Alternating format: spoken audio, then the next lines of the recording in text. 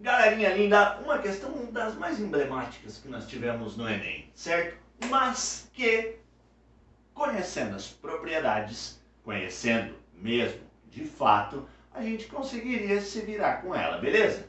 Então ele deu o quê? Ele deu um copo de vidro, um papel filtro nesse copo, etanol e quando foi colocado esse papelzinho aqui, seco, aqui em contato com o etanol, percebeu que o líquido subiu. Ó. Dá para ver que ele está mais para cima do que a fase onde está o etanol. O etanol está aqui embaixo, o líquido se desloca sobre o papel filtro.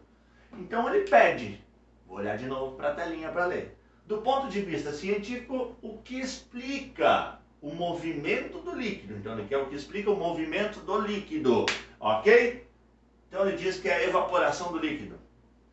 Cara, ele quer saber o que explica o movimento do líquido. Cara, se fosse a evaporação, não ia ser o movimento do líquido, seria o movimento do vapor que estaria aqui em ação, e não o movimento do líquido.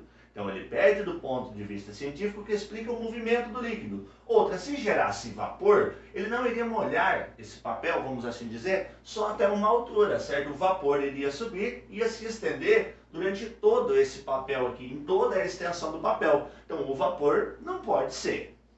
Diferença de densidades. Diferença de densidades de quem? Eu tenho um líquido só, eu tenho uma substância pura, eu tenho só etanol. Ele não diz que é uma solução de etanol com alguma coisa e que a diferença de densidade entre os líquidos que compõem a solução. Cara, não tem nada disso, é um papel e etanol, certo? Então, o movimento do líquido não se dá por diferença de densidade do papel e do líquido. Outra, se eu pensasse em o papel menos denso, iria fazer o quê? Ficar sobre o líquido, e não o líquido subir sobre o papel. Então está um caminho meio inverso aqui nesse sentido. Então, diferença de densidade não era nem possível de a gente pensar. A letra C, a reação química com o papel. Cara, se tem uma reação química, tem transformação da matéria.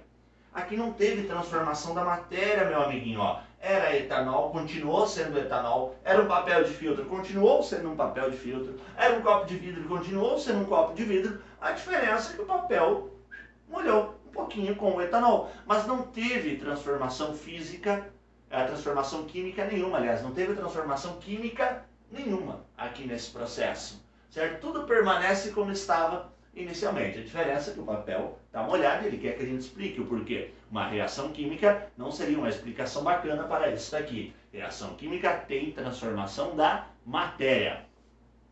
A letra D diz capilaridade nos poros do papel. Você fala, tá, nunca ouvi falar de capilaridade, ninguém falou para mim disso no ensino médio, certo? Então eu vou olhar para a letra E, antes de falar de capilaridade. Ninguém falou para mim sobre. A letra E diz que é a resistência ao escoamento do líquido. Cara, se tivesse resistência ao escoamento desse líquido, ele que seria o responsável por fazer o líquido subir? Fala, peraí, eu não posso ter alguma coisa que resista a subir e faça ele subir. Eu tenho que ter alguma coisa que facilite a subida desse líquido para ele poder estar subindo sobre o papel como está representado no desenho. Então não pode ser a resistência que existe, tem que ser alguma coisa que ajude. Bom, sobrou para mim a capilaridade. Falei, capilaridade é o quê? É exatamente a facilidade, certo? A tendência que um líquido tem passar por um tubo fino, e aí ele fala os poros do papel, certo? Passar por um tubinho fino, seja com a ajuda da ação da gravidade ou contra ela, certo? E o que faz essas moléculas do etanol subirem no papel? Papel é composto de celulose.